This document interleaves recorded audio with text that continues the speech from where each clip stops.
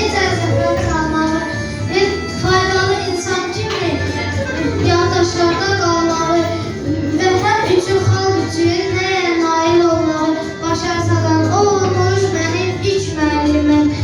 Olubdur, olacaqdır ömrümün sonuna dək o insanın sözləri mən gülmək üçün